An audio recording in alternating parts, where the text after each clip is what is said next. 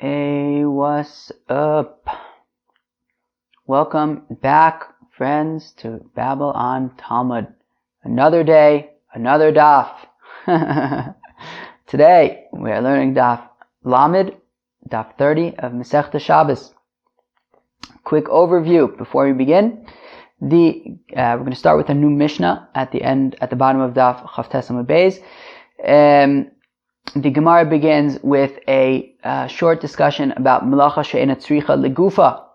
I'm not sure how to translate that. A Melacha that is not needed for itself. I guess that would be the literal translation. We will try to explain that shortly. Regarding Melacha she'ena tzricha legufa, came up once on daf Yud Beis Amud Aleph. It's a machlokas between Rabbi Yehuda and Rabbi Shimon. Like a lot of things in Masechta Shabbos. Rabbi Yehuda says that Melacha she'ena tzricha legufa. Oh wait, we'll get there. Okay, I'm getting a little carried away. Okay, and then we get into some agaditas, a lot of agaditas, some very interesting agaditas. First, we are gonna go off trying to explain the pasuk that Shlomo says, "V'shabeach ani es hamesim shekvar mesu," that I praise those dead who have already died. Okay, and then another pasuk that Shlomo Melech says that a live dog is better than a dead lion. We will explore that. And then two more agaditas, one about when they had a havamina to hide away the book of Koheles, and then another one when they wanted to hide away the book of Mishlei. And we will get into all sorts of agaditas, some very interesting ones. Let's get going, friends. Chavtes Amud Beis at the Mishnah at the bottom. Amachabe es haner, somebody who extinguishes a candle on Shabbos. Mipnei shu yarei, mipnei nachrim, umipnei listim, umipnei ruach ra, mipnei achol sheishan potter. So if he extinguishes a candle on Shabbos because he's scared about Gentiles, and as Rashi points out, and as we have seen once before, that the Persians would have certain holidays where the rule was that you were only allowed to light candles in their Avodah Zarah sanctuaries. Therefore, you wouldn't be allowed to light Shabbos candles. That was a problem. So if you extinguished your Shabbos candles because you were scared that you would be persecuted for violating this law, umipnei listim, or that you were concerned that maybe some robbers would find you, would see the light, and then be attracted to rob you. Or mipnei ruach ra, Rashi seems, I think he's defining it as like some kind of a depression, some kind of a mental state where just kind of being in the dark would actually be helpful. So therefore you extinguish it for that as a sort of remedy. Or for a sick person, right? If you have a sick person, you want that person to get some rest, so you want to extinguish the flame so that they can get the rest that they need and get better. So then patur. For all of these cases, you would be patur aval asur. You would be exempt, but you wouldn't be allowed to do it milchatchila. Now, kichas al haner, kichas al hashemen, kichas al psila chayv. However, if you extinguish the candle because somehow the flame was damaging the lantern, the light, or because, I don't know, maybe you didn't want to run out of oil, maybe it was expensive oil or something, or you didn't want to ruin the wick, maybe you wanted to reuse the wick after Shabbos or something, so therefore you extinguish the flame, chayev. You would be chayev to bring a korban chatas, if you did it b'shogeg. Rabbi Yossi poter b'chulim. Rabbi Yossi actually says, no, it would be okay in all of these cases, chutz min hapsila. The only exception being, if you extinguish the wick, mipnei shu osa pecham, because when you extinguish the wick, you will be making, I guess in any case you're probably going to be extinguishing the wick, because how else are you going to put out the flame? But I guess if you're doing it because kechas ala psila, that you're doing it because you want to save the wick, well then you would be chayiv because you are making some kind of a coal, like a charcoal kind of thing from the wick. That's our Mishnah. The Gemara says, top of Lamed Amud Aleph. Now, midikatane seifa chayav. From the fact that we say in the seifa that you're chayav, meaning that if you put out the candle because you want to, make sure that the candle or the oil or the wick does not get ruined, so we say that chayav, you would be chayav to be in korban chatas. Okay? So Shma Mina Rabbi Yehuda Hi. So therefore, this Mishnah, the Reisha of the Mishnah, meaning we know that at the end Rabbi Yossi comes in, but we want to say that because we're saying that if you put out the flame out of concern for the candle, the oil, or the wick, you would be chayav a korban chatas. So therefore, this Mishnah must be Rabbi Yehuda, because Rabbi Yehuda says, as Rashi points out, that a melacha she'ena tzricha legufa, you are chayav a korban chatas, whereas Rabbi Shimon would say that you are pater from a korban chatas. What is a melacha she'ena tzricha legufa? So, melacha she'ena tzricha legufa comes up here on Daf Lamed. It also came up on Daf Yud Beis Amud Aleph in Rashi, and the main sugya of it apparently seems to be on Daf Tzadi Daled. Okay? What is it? So we haven't yet learned the main sugya on Daf Tzadi Daled, so I also, I learned it many, many years ago, but, it's, I didn't look up that specific sugya. However, we do have two Rashis so far, and from those two Rashis and his explanation of what a melacha she'ena tzricha legufa is, so I could share with you how I understand this concept of melacha she'ena tzricha legufa according to Rashi, which would seem to be that there are two criteria to what considers a melacha she'ena tzricha legufa, which would be defined as a melacha that you're not interested in the melacha itself. So for example, okay, in this case, you're extinguishing the flame not because you have any interest in extinguishing a flame. You don't benefit anything from extinguishing the flame. You're extinguishing the flame for some other reason, because there's this candle here that's going to get ruined if the flame stays lit. So you're extinguishing the flame so that the candle doesn't get ruined, right?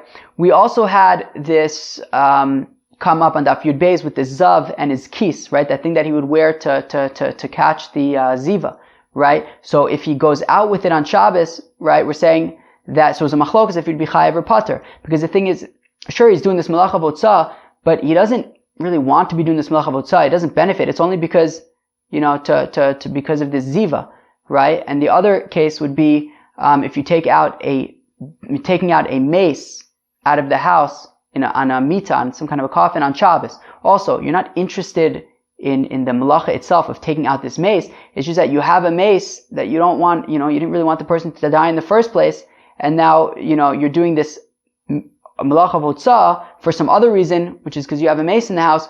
And the second criteria is that you don't want the other thing anyways, right? So by the mace, I didn't want this person to die, and I'm only taking out the mace because this other person died, and I didn't want that to happen in the first place. Also by the ziva, I didn't want to be a zav in the first place, right? And I'm only going out with this kis, with this bag thing, right, so that the ziva doesn't ruin clothing, right? And that's kind of a situation I don't want anyways. And here as well, right? I don't want my candle to get ruined, right? So I'm really not, there isn't any positive sort of constructive part of this melacha that's happening, right? I'm putting out this flame, not because I want to be putting out the flame. I'm putting it out so that it doesn't ruin this candle, right? And, this candle the fact that this candle is getting ruined is not something that I want. So therefore it makes it a melacha she'ena tzricha legufa. However, as Rashi says, right, there would be instances where extinguishing a flame would be a melacha she'tzricha legufa. For example, as we mentioned, 2 days ago, right, about, right, psilas habeged shekiplav lo hava, right? That, right, it's singeing the wick so that it lights better next time. So there I actually want to be putting out the flame, because by putting out the flame, it'll singe the wick and then it'll light better next time. So that's an example of melacha she'tzricha legufa, right? Or if I'm making, coals or something like that, right? Then putting out the flame is kind of what makes the coal. So then that would be melacha she'tzricha legufa. Okay. So I hope that was clear. Let me know if you have any questions. So from the fact that we're saying that if you extinguish this flame in order to prevent the candle from getting ruined, so that would be a melacha she'ena tzricha legufa, and yet we're still saying that you'd be chayav. a korban chatas, assuming that you did it b'shogeg, so that must be according to Rabbi Yehuda, who says that Melacha she'eina tzricha legufa is chayav. So then the question is, Reisha b'maya sikna. Well then, in the Reisha of the Mishnah, when it says that if you extinguish a candle, in order to, right, because there is a sick person, and you want to allow that person to sleep, so we say that it's pater aval aser. So how could that be? So, if we're talking about a person who mamish can die, and really mamish needs to get their rest so that they don't die, okay? So then it's mutter. Then that's pikuach nefesh. And it would be mutter. It would be 100% mutar, not just pater aval aser. Right? So mutter mi baile. V'b'chol she'ein bo sakana. And if we're talking about a sick person who's not deathly ill, they're sick, whatever, they're not feeling well at this, but they're not deathly ill, well, in that case, so then chayav chatas mi baile. Well, if that's the case, well then according to Rabbi Yehuda, it would be melacha she'eina tzricha legufa, right? You're blowing out you're extinguishing the candle for some other reason, just because you have a sick person who's there, right? Not because you want to blow out the candle, but just because there's a sick person there, and you don't want that person to be sick anyways. So that would be melacha she'eina tzricha legufa. Well, in that case, Rabbi Yehuda says that you'd be chayav chatas. So why does it say pater? So the Gemara answers, Le'olam b'chole sheyesh bo sakana. So really it's talking about a chole, a sick person who's mamish deathly ill. Okay, and therefore it would be mutar, it would be 100% permitted to extinguish that flame to allow this person to sleep. Uvdinu delisnei mutar. And really the Mishnah should say that it's mutar. Okay, so why does it say pater? V'adi debai lemisnei seifa chayiv tana nami reisha pater. Interesting. But since in the seifa, when you blow out when you extinguish the flame, so as not to ruin the candle, so then we say that, well, in that case it would be chayav achatas. So the opposite of chayav is pater, right? The opposite of aser is mutter. The opposite of chayav is pater. Therefore, it says in the ratio also pater, even though really, technically speaking, it's really mutar. It would be permitted to extinguish the flame since it's a holies sheyesh bo sakana. Okay. Interesting how Rebbe, when he was editing the Gemara, right, when he was editing the Mishnayos, he kind of like chose, what's it called? Symmetry over like accuracy. Okay. Interesting. Fine. Now, V'hadatani Rabbi Oshaya, and that which Rabbi Oshaya taught, in B'shvil Achole Sheyishan, Lo Yichbev Im Kava Pater Aval Aser. Now, when Rabbi Oshaya says that if there is a sick person in the room, do not extinguish the flame. And if you do, then it would be patur aval aser. Okay, so you wouldn't have to bring a korban chatas, but it's nonetheless aser. So over there it's pretty clear that it's patur aval aser and it's not mutter. So ahi b'chole she'ein bo sakana Reb Shimoni. So that's talking about a chole she'ein bo sakana, a sick person who's not deathly ill. And therefore, it's not pikuach nefesh, it's not mutter, but at the same time, it's a melacha she'eina tzricha legufa. You're only extinguishing the flame because on account of the sick person who's there.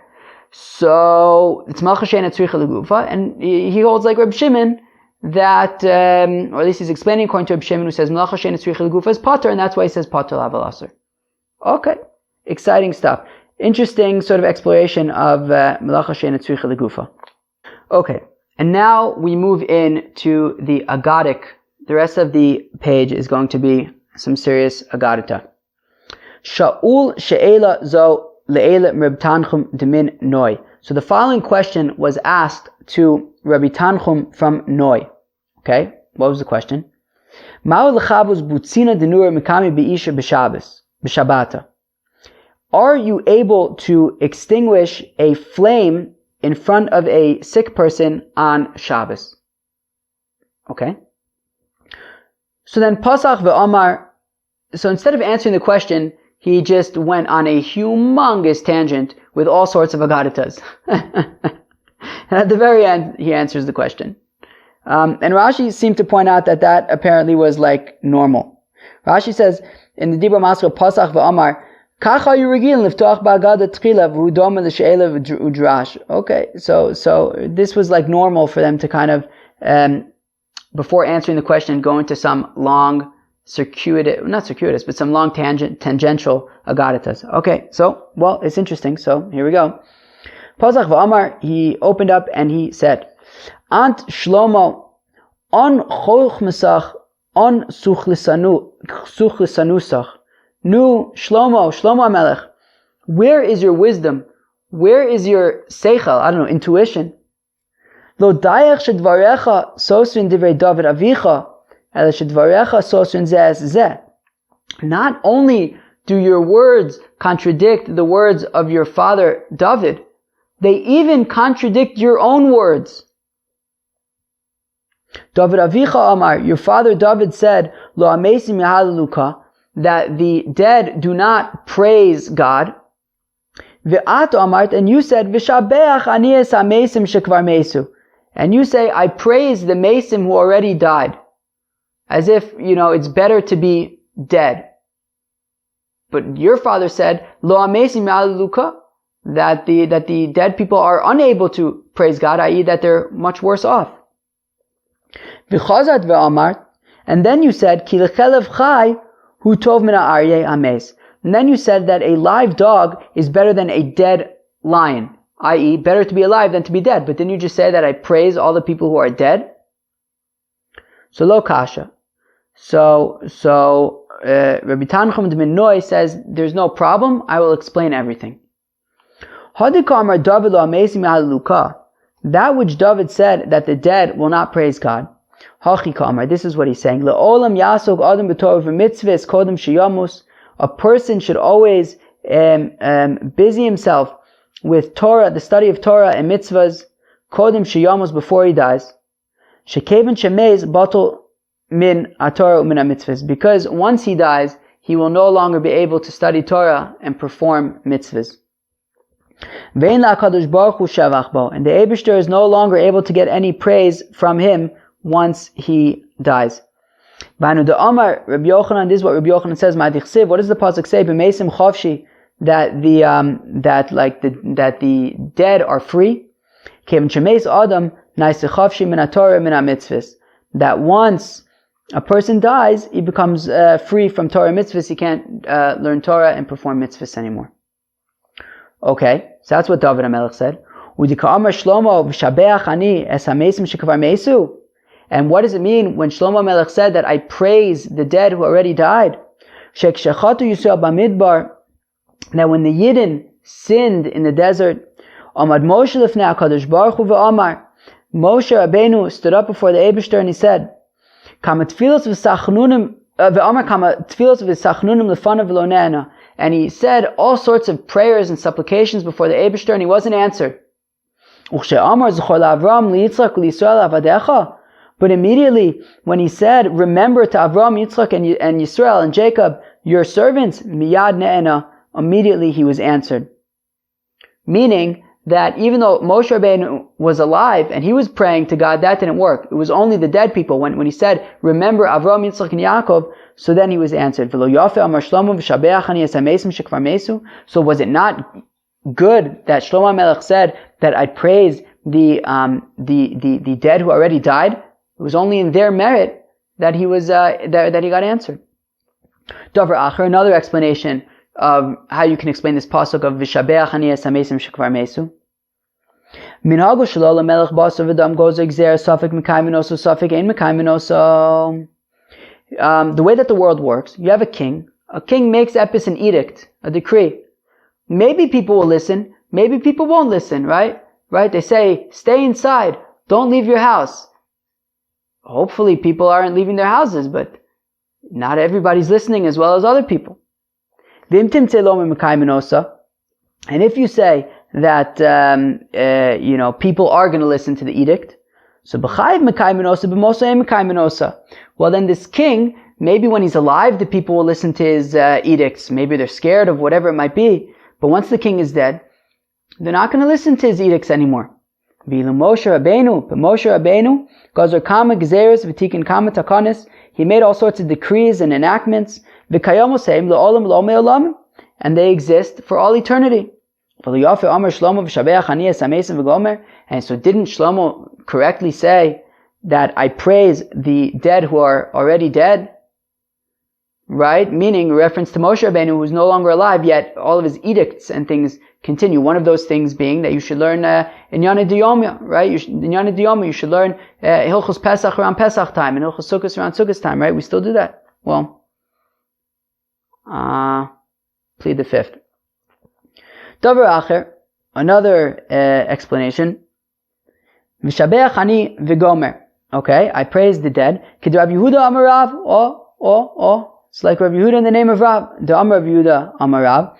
Ma'adich say, what does the pasuk say? I say, imi os l'tova, v'usonai v'evoshu. What does it mean in Tilim when David HaMelech says, God, make for me a good sign, a sign for the good, so that my enemies, my detractors, will see and they will be embarrassed. Amar David l'fnei HaKadosh Baruch Hu. So David HaMelech said before the Eibishter, Ribono shel Olam, Master of the world, Mecholi al oso avon. Can you please forgive me for that sin? Which sin? The sin with Bathsheba, when he basically sent Uriah Achiti, Bathsheba's wife, to the front lines, so that he can get killed over there, so that he can marry Bathsheba. So he said to the Eibishter, he said, can you forgive me for that sin? Amar lo machulach. He said, you are forgiven. I imagine that at least that's just for the Ben Adam Lamakum part. I don't know if there was Ben Adam Chaver implications, but in any event, he says you are forgiven. Amar lo, I say, imi os b'chayai. So David HaMelech says, oh wow, thank you so much. Now, can I, if you don't mind, can I ask you one more favor, which is, can you make a sign in my lifetime so that, my detractors can see that I've been forgiven? Amar lo b'chayecha ini modia b'chayai Shlomo bincha ani modia. He says, look, I'm not going to make a sign in your lifetime. However, in the lifetime of your son Shlomo, I will make a sign. What was this sign? When Shlomo HaMelech built the first Beis HaMikdash, Bikesh lachnis Aron leveis kodshei HaKodashim. So he wanted to bring the Ark, the Aron Kodesh, into the Holy of Holies, into the Kodesh HaKodashim. Dovku shayrim zeh bazeh. And the gates to the Kodesh kodshei HaKodashim, they stuck to each other. They would not let Shlomo HaMelech into the Kodesh HaKodashim to bring in the Aron. Amar Shalom esrim v'arba renanos v'lonena. Shlomo HaMelech, he then said, 24 different types of, prayers and songs. He was not answered. The gates, the doors remained shut. Pasach v'omar, sushayim roshechem v'nasu pischei olam v'yavu melech hakavod. So then Shlomo HaMelech thought maybe he would quote a shtickle Tilim. And he said, gates, lift up your heads. V'inasu pischei olam. Right? This is a repetition of that same theme, right? And lift up the gates of the world. V'yavu melech hakavod, and let the honorable king come through. He, of course, was referencing to God, to the Aron. But the gates did not understand it that way. Ra'atu basrei lemivla'e. Amru mize melech hakavod. So then the gates were chasing after him to swallow him up. And they said, who is this king that you're talking about? Are you referring to yourself, you haughty son of a gun? Amarlu, he said to them, Hashem izus v'gibor. No, Hashem is strong and mighty. That is the king I'm referring to. Chazar v'amar, Shlomo HaMelech then said, Susharim ha'shechem u'supischei olam v'yavu melech hakavod v'yuzeh melech hakavod Hashem tzvakos u'melech hakavod sela. Right? Open up your gates so that Hashem, who is the honorable king, can come through. V'lo ne'ena, still didn't work. Even after all that drama, still did not work. Shlomo HaMelech was locked out of the Kodshei HaKodashim with the Ark, with the Aron. Kivin she'amar. But when Shlomo HaMelech then said, Hashem Elokim, Al Tashev Pnei Mishichecha Zachra Lechazdei David Avdecha. When Shlomo HaMelech then said, Hashem, do not turn back the face of your anointed one, which I assume is a reference to himself, the king. Remember the kindness of David, your servant. Miyad Ne'ena, immediately he was answered. And Ba'osasha Nefchu Pnei Kosone David Kishule Kedera. And at that time, all of the faces of the detractors of David kind of they turned around. I assume from they became bright red, right? They changed colors, right? Like the side of a pot when it gets really hot. V'yadu kol ha'am v'chol Yisrael shemachol HaKadosh Baruch Hu al oso avon. And all of the nation and all of Israel, they knew that the Eibishter forgave David HaMelech for that sin. So, wasn't it good that Shlomo HaMelech said that I praise the dead who already died, i.e. a reference to David HaMelech, that it was only in his merit that the gates of the Kodesh HaKodashim opened up so that the Aron Kodesh can be, so that the Aron can be put inside. And this is the pasuk that says in Melachim, Bayom Hashmini, on the 8th day, Shilach es ha'am, Shlomo HaMelech sent back the nation. Vayivarchu es HaMelech, they blessed the king. Vayelchu la'oleim, they went back to their tents. Smeichim, happy, v'tovei lev, and with good hearts. Al kol atova asher asa Hashem leDavid avdo, for all of the good that the Eibishter did for David his servant, with Israel amo, and for Israel his nation. Vayelchu. Okay, zeh. Now the Gemara darshans. Vayelchu la'oleim, they went to their tents. Shematzu nishosein b'Tyra. Oh, that they found that their wives were tahor, and they were able to sleep with their wives. Smeichem shenenu miziv ashchina. They were happy because they got pleasure, benefit from the radiance of the divine presence. V'tovei lev, they were with good hearts. Shenis'abru nishosein shekol echad ve'echad v'yalda zachar. Oh, that everybody's wife got pregnant and gave birth to a son.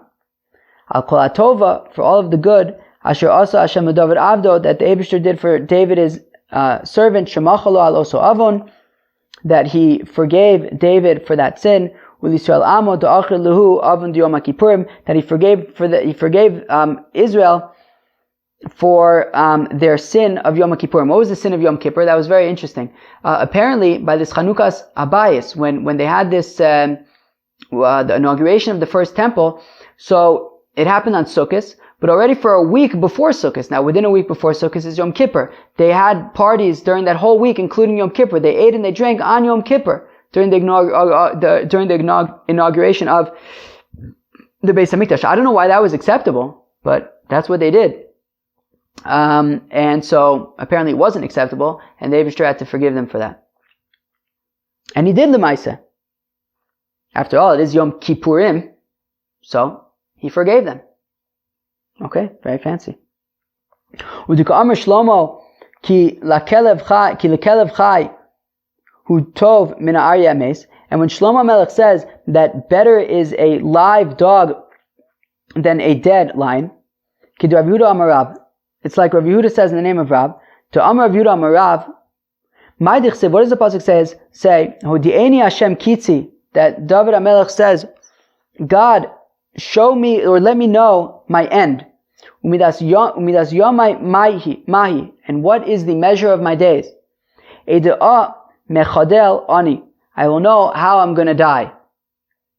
Amar David lifnei HaKadosh Baruch Hu, David HaMelech said to the Eibishter, Ribbana Shel Olam, Master of the world, Hodi'eni Hashem kitzi, let me know my end. When's it going to be? Amlo gzeri milafanish in modin kitzu shabasar v'adam. He said, look, we don't let people know when they're going to die. Sorry. Umidas yomai mai, let me know the measure of my days.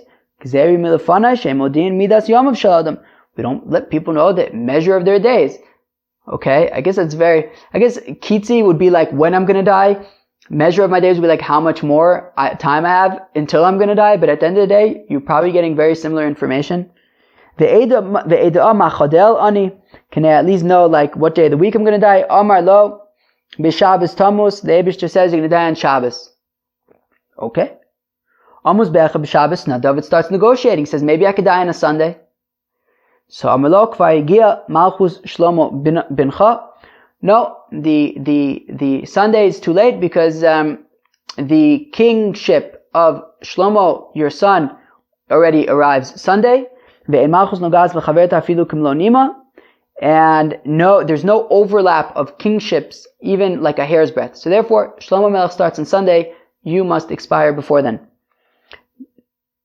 Almost B'erev Shabbos, so maybe Epis I could die on Friday. David wanted a Geschmacka funeral, right, and Hespedim, eulogies. If it was on Shabbos, he was concerned that maybe, he wouldn't be able to have such a Geschmacka funeral. So he says, maybe Epis on Friday, I could die. Right? He says, look, so the Eibishter says, at least the way Rashi learns it, he says, look, David HaMelech, you said yourself in Tehillim, that one day, right? The Gemara says, Tov li yom echad shata yoshiv osek b'Torah, right? David HaMelech, you said in Tehillim that you prefer one day of being able to sit and learn more than the 1,000 korbanos that your son Shlomo will offer on the mizbeach in the Beis Hamikdash. So why are you saying that you want to die one day earlier? If you stay alive for an extra day, you can learn Torah for an extra day. Okay, fine. So David seems to have accepted that. Okay, fine. He's going to die on a Shabbos. So then every Shabbos, David figured, I'll just learn non-stop on Shabbos, every Shabbos, and when the Malach HaMaves wants to come to get me, I'll be learning. He won't interrupt me. That was his strategy. So on that day, when the Malach HaMaves came to collect David HaMelech, so the Malach HaMaves came to David HaMelech's house, but he was unable to chaparain. He was unable to get David and kill him because he wouldn't stop learning. Some of my avid. So the Malach HaMaves had to get creative. He said, "What should I do?" Lemaisa. So Havale Bustana Achore Beise. There was a garden behind David HaMelech's house. Also Malach HaMaves slik uvachish beilne. So the Malach HaMaves went up in a tree and he was making a hole to do in the tree. He was making a lot of noise in the tree. So of course David HaMelech wanted to see what the whole tumult was about. So Nafak v'mechze. So he went out to see what was going on in the trees. Maybe somebody needed attention, right? Maybe something was going on. So now he got up to go look what was going on. Now he was still learning the entire time. He didn't stop learning, but he went out to go see. So have a slick bidarga, and while he was going up a stair, if his darga mituse, one of the stairs fell out from under him and he fell. Ishtik, and he was quiet because he got startled, and he stopped learning for an instant. V'noch nafshe, and just like that, he died. That's how David HaMelech died, apparently. After all those wars and Goliaths and all the sort of glorious life that he lived, he fell down the stairs and died. Okay. Shalach Shlomo levei midrasha. So Shlomo HaMelech sent to the Beis HaMedrash, Abba meis umuto b'chama. So he sent two questions to the Beis HaMedrash. He says, firstly, my father died and he's out in the sun. I want to move him somewhere better. Uchlavim shel beis Abba re'evim. And additionally, there's a whole thing going on in my father's house because my father's dead and there's nobody to feed the dogs. What do I do? Can I feed my father's dogs? Maybe it's because like you're only allowed to feed your own dogs on Shabbos, and can he feed his father's dogs? So so they sent to Shlomo Melech, Chatoch nevela v'hanach lifnei aklavim. Okay, so go chop epis some meat and just cut it up in front of the animals. Ve'avicha, in front of the dogs. Ve'avicha, and your father, hanach olav kikar otinok, put epis, a loaf of bread on top of him, or put maybe a baby on top of him. Okay. V'tiltalo, and then you'll be able to move him. Okay. So now,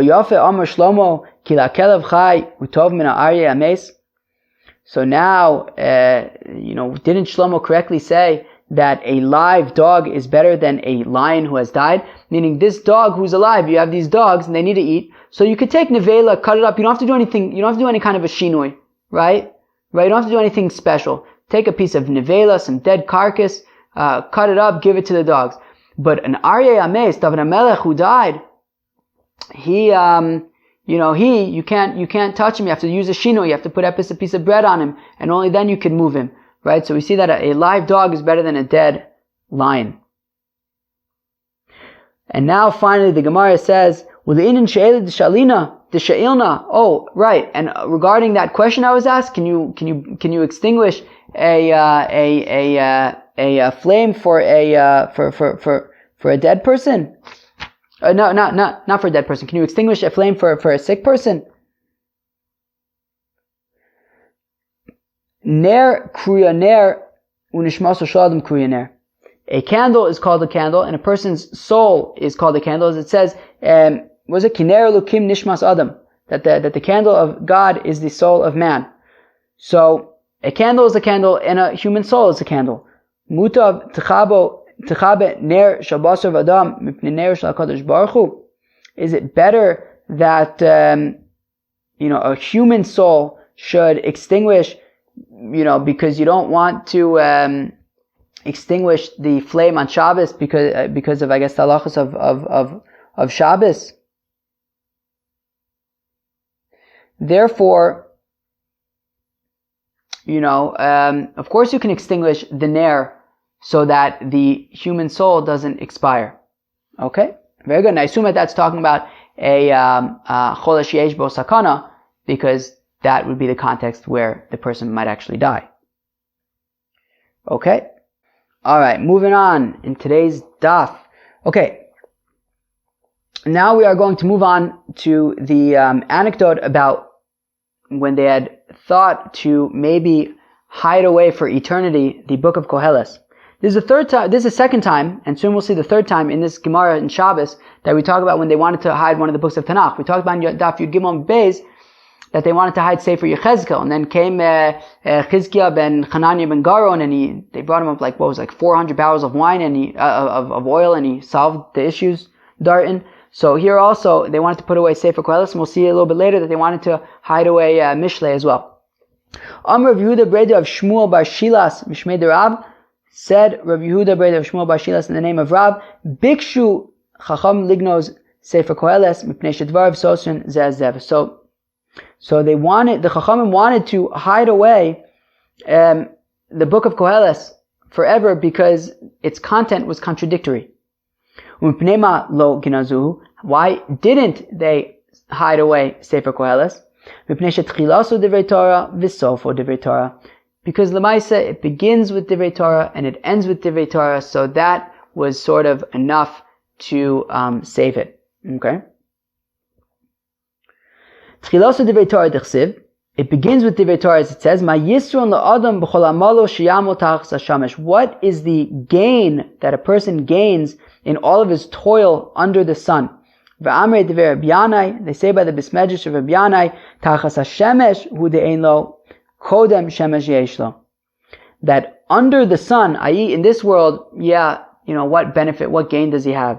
But Kodem Shemesh, which is the Torah, which came before the sun, and I guess came before the world, then there is benefit.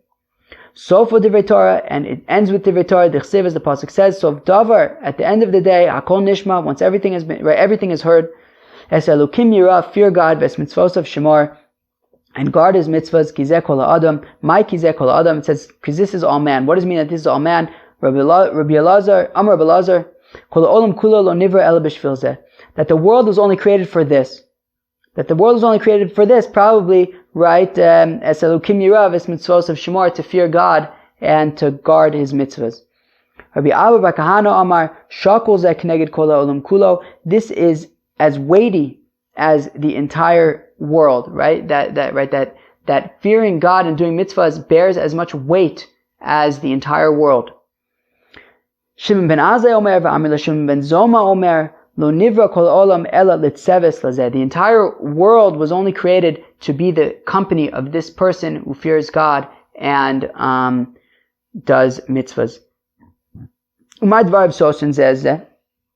And okay, so they said that they wanted to hide Sefer Koheles because its content was contradictory. What about its content was contradictory? Well, Ksiv, it says in one pasuk, Tov kas mischok, that anger is better than, laughter. Yet another pasuk says that for laughter and joking, I said it's a gishmak azach. Meholal, it's praiseworthy. Okay, so what's the deal? On the one hand, we're saying that anger is better than tzchok, but then we're saying that tzchok is pretty good. One pasuk says that I praise happiness. Yet another pasuk says, what good is happiness? Like, what's the deal? What's better? Is anger better? Is joking around better? Is happiness good? Is happiness not good? Like, what's pshat? Okay. Lo kasha. No problems. No problems, l'maisa. Tov kas mischok. What does it mean that anger is better than joking? Tov kas shekois HaKadosh Baruch Hu al tzadikim b'olam hazeh. Better is the anger that the Eibishter is angry with the tzadikim in olam hazeh. Mischok shemesachek HaKadosh Baruch Hu shemesachek HaKadosh Baruch Hu marishayim b'olam hazeh. Better than the joking around that the Eibishter shoots the breeze with the rishayim in olam hazeh. Right? Because the anger that Hashem shows towards the tzaddikim in olam hazeh, it's only so that they can, get cleaned of any punishment in olam hazeh, so that olam haba is only fun and games. Whereas the joking around and the good times that the Eibishter gives to the Rishayim in olam hazeh in this world is only because they have nothing coming to them. They're basically getting everything in this world, nothing coming to them in the next world. Now continues, when I said that joking around is a good thing, that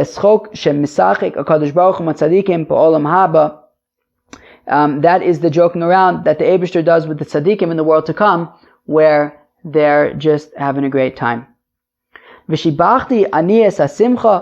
I praised the happiness, zo simcha shel mitzvah. This is happiness of mitzvah. When you're doing a mitzvah and you're real happy, so then that's real good. And when it says what good is happiness, zo simcha she'ena shel mitzvah. This is happiness that is not in the context of a mitzvah. Okay? To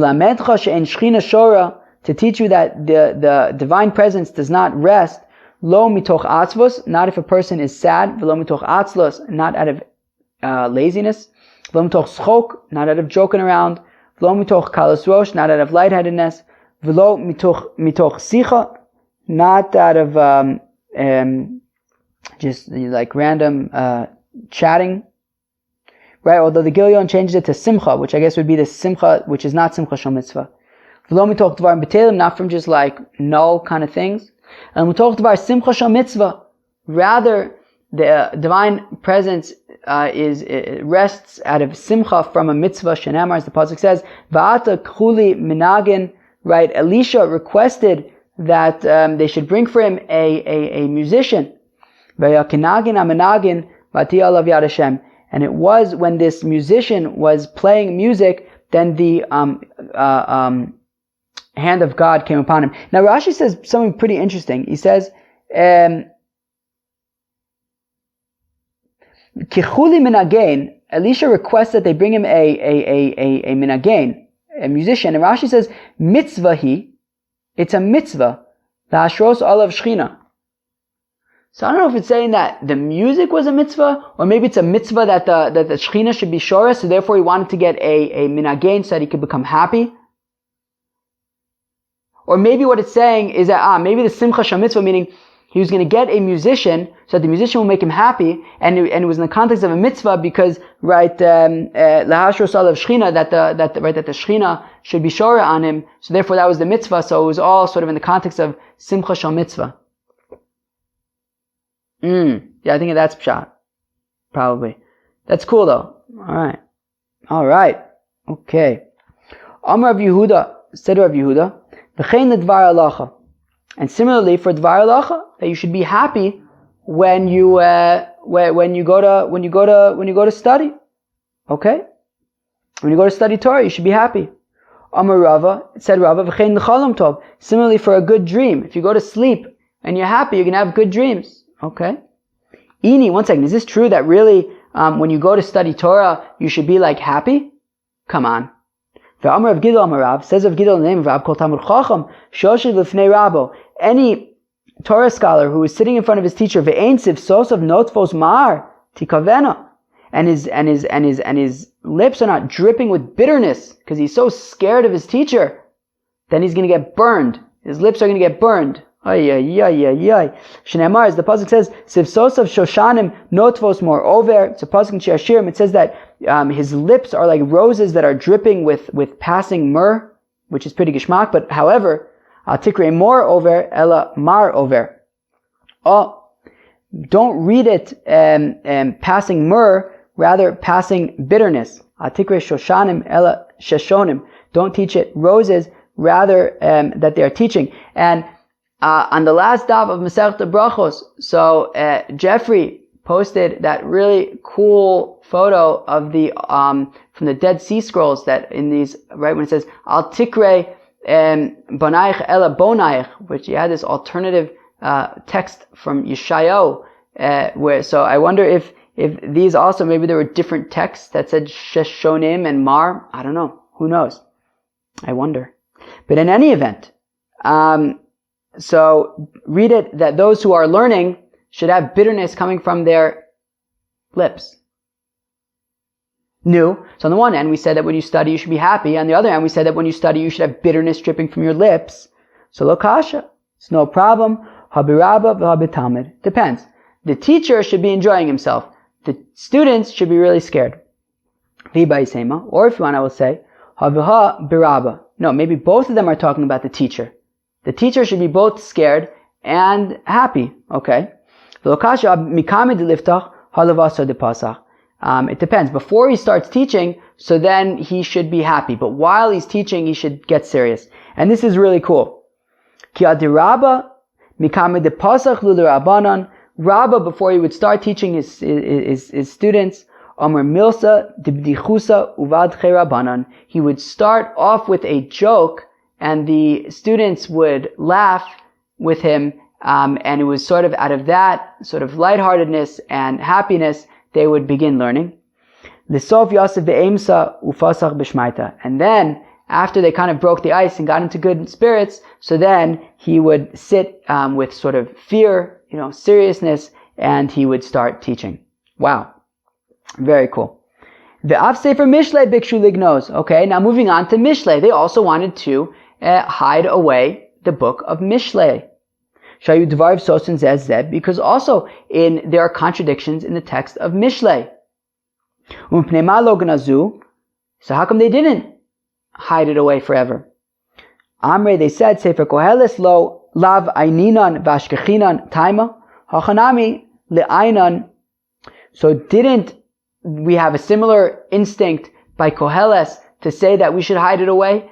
And instead of hiding it away, we just, did a little bit of research and tried to figure out how maybe they weren't contradicting each other. And that's how we managed to salvage it. So here also by Mishlei, let's do a little bit of homework and see maybe these psukim are not actually contradictory. Okay, so what are the problematic psukim that our initial thought is to say that they are contradicting each other? So on the one hand, ksiv, al ta'an ksil ki'ivalto. Do not respond to a fool when he's just spewing foolishness. You don't have a responsibility to, give any energy to him and respond. He's just being silly. Uchsiv, but the very next pasuk in Mishlei says, anei ksil ki'ivalto. Answer a fool in his foolishness. So one second, are you supposed to answer the fool or are you supposed to ignore the fool? Slo kasha. It depends. If it's regarding divrei Torah, so then you respond to the fool so that there's no chance of him thinking that he outsmarted you and maybe spreading incorrect information. However, if it comes to mile de alma, a fool is just being foolish, you don't need to, get involved with him and give him any attention. Like this person who came in front of Rebbe. And he said to Rebbe, look, your wife, she's actually my wife. And your kids, they're actually not your kids. They're actually my kids. And Rebbe was like, what the heck is this guy on? Rebbe said to this guy, can I offer you a glass of wine? Shasa ufaka. And then, so this guy drank the cup of wine, exploded, and it was a whole mess. Okay? But I think the point is that Rebbe didn't, really answer his question. He just kind of gave him a cup of explosive wine. Okay? Fine. There's a certain fellow who came in front of Rabbi Chia. Okay? Maybe he thought that he would fare better with Rabbi Chia. I don't know. This one gets a little bit more interesting. He says to Rabbi Chia, I am your father. He says, your mother is my wife and you are my son. And Rabbi Chia is like, oh my gosh, this guy is crazy. He says, hey, maybe I can offer you a glass of wine. So Shasa Ufaka, and then this guy drank the wine and exploded all over Rabbi Chia's kitchen. Alright, I wonder if it was worth it. I mean, it must have been pretty cool to see this guy blow up, but who's gonna clean up that mess? I don't know. Reb Chia said, Ahanyale tzlose liRebbe. So Reb Chia says, look, Lemaisa, Rebbe constructed this prayer and it's very useful for me and my family. So that people shouldn't go around thinking that my children are mamzerim or letting people spread lies like ki'ilu, my parents are not my parents, my kids aren't my kids. The Rebbe Kavamatzle, Rebbe when he would daven, Rebbe saw this in Brachas and Tezayin and Beis. Amar Yiratzim Lufanecha Hashem Elokeinu, may it be the will before you, Hashem our God. May you save me today from those who are brazen and from brazenness. Okay. What is it when it comes to words of Torah that we do, if somebody's being foolish, we nonetheless take the time to answer him? Rabbi Gamliel was sitting. Darish, and he was darshaning. He was giving a shir. In the future, women are going to give birth every single day. 365 kids a year. Exciting times. Shenemar, as the pasuk says, Harav yoledes yachtav. Right? It says in the future, everyone's going to come back to Yerushalayim, and it says, Harav yoledes yachtav. The pregnant one and the one giving birth together. Kilu. In the same day, she'll be pregnant and giving birth, and the same thing will happen the next day as well. Okay. Ligleg alav osotamid, and that student, was kind of cheppering Rabbi Gamliel. Now, who is osotamid? Is it possible that it's Yashke? I don't know. Nobody seems to say that. But theoretically, right, we learned on Daf Tesvav Mud Aleph, we learned that Rabbi Gamliel Azaken was around 50 years before the Beis Hamikdash was destroyed. Was that around the time that Jesus was living? Is it possible that was him? I have no clue. But anyways, he said, yeah, I don't know when Jesus lived. Maybe somebody does. But it was around then maybe? Oh. So Amar, so this student said, Ein kol chadash tachas Hashem. She said, what are you talking about, Rabbi Gamliel? Ein kol chadash tachas Hashem. So there's nothing new under the sun. All of a sudden, women are just going to be giving birth every single day? So Amar le, bo ve'erech dugmasim bo lamazeh. So Rabbi Gamliel said, look, I could show you an example. It already exists. Maybe not with humans, but it exists. Nafak ach vele tarnagoles. So he went and he showed this student that chickens lay eggs every single day. Well, in the future, women are going to be able to give birth to babies every single day. V'su Yosef, Rabbi Gamliel, and another time Rabbi Gamliel was sitting, v'kadarish, and he was giving a shir, and he said, Asidim ilanos shemotziin peiros b'chol yom. In the future, trees are going to be giving out fruits every single day. Shenemar, as the pasuk says, v'nasa anaf v'asa peri, that a branch will grow and create fruits. Ma'anav b'chol yom, just like the branches dart in every single day. Af pri b'chol yom, so also you'll have fruits every single day. Ligleg elav also tamid, that student kind of shepherd Rabbi Gamliel. Amar v'aksiv ein kol chadash tachas hashemis. He said, what do you mean? There's nothing new under the sun. Fruit, trees bearing fruit every single day. He says, look, I'll show you an example that already exists in this world. Nafak achvele tzalaf. You guys remember the tzalaf from Daf Lamed Vav of Masechta Brachos? Very, very complicated stuff. Anyways, the tzalaf has a few different types of fruits, and at any given time in the year, it's producing fruit. So also all fruit trees will produce fruit every single day of the year. V'su Yosef Rabbi Gamliel, the Kadarsh, Rabbi Gamliel was sitting and he expounded, Asida Eretz Yisrael shetotzi gluskos v'chlei milas. In the future, the Eretz Yisrael will have plants that produce cakes and fine wool garments. Isn't that cool? Shneimar, as the Pasuk says, he pisas bar ba'aretz, that there will be sort of an abundance of grain in the land. And Rashi points out that pisas comes from like pasyad, right? Just like the size of your hand, just like cakes are the size of your hand, and also that fine wool is referred to as sonis pasim, right? This fine garment. Okay. Shenemar, as the pasuk says, Yipis Baba Aretz. Fine. Ligleg Lava also Talmud, that student sort of shepherd Rabbi Gamliel Amar and Kochadash Tachas Hashem said, there's nothing new under the sun. Amarle Ba've'erech Dugmasim Ba'olam Hazeh. Come and I will show you an example already in this world. Nafak Achvele Kemeinu Fitrios. He showed him mushrooms and truffles that just like that overnight they come out of the ground and they're full size and they're ready to go. Ve'achle Milas Nivara Barkora. And regarding the fine wool, right? So he said, look at this. Wait, was it fine wool? I feel like the Safari defined that as fine wool, but I also feel like it's like armor. And then he kind of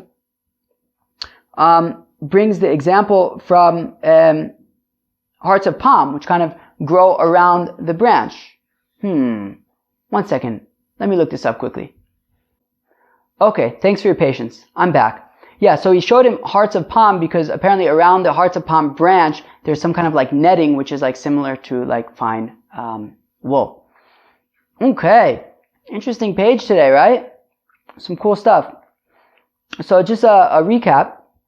So we started off with Melacha she'eina tzricha legufa, right? Melachas that you don't do for their own purpose, rather you do it for some secondary purpose, and that secondary purpose isn't necessarily something that you want or benefit from.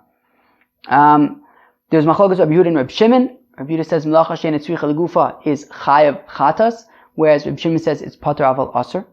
We then moved on to all sorts of agadatas, right? We started out with that pasuk of Shabeach ani es hamesim shekavar mesu, that I praise the dead who have already died, right? And we give all sorts of reasons why there's, where the dead who have already died created all sorts of great value, like by the Egel, when Moshe Rabbeinu prayed in the name of Avraham, Yitzchak, and Yaakov. Also by Moshe Rabbeinu, that his statutes and enactments exist to this day. By David HaMelech, when the ark entered into the Kodesh HaKodashim in his merit. Also then we moved on to how a live dog is better than a dead lion, right? Which then got into that whole story with David HaMelech. This was, to me, an extremely famous story, right? I must have heard this as a young child, that David HaMelech, right, he was learning the entire time, that Malach HaMavis couldn't come to kill him, and then he kind of shook the tree, and he got distracted, he stopped learning, and that's how he died. We then got into the Gadatas about when they wanted to hide away Koheles, because they accused that its verses contradict each other, but then they said it's okay because it starts with Torah and ends with Torah, and then they resolved the conflicts. And finally, they wanted to hide away Mishlei because there were psukim that they alleged contradicted each other, but they managed to resolve that as well. I hope everybody enjoyed, and I look forward to seeing you guys tomorrow. Bye.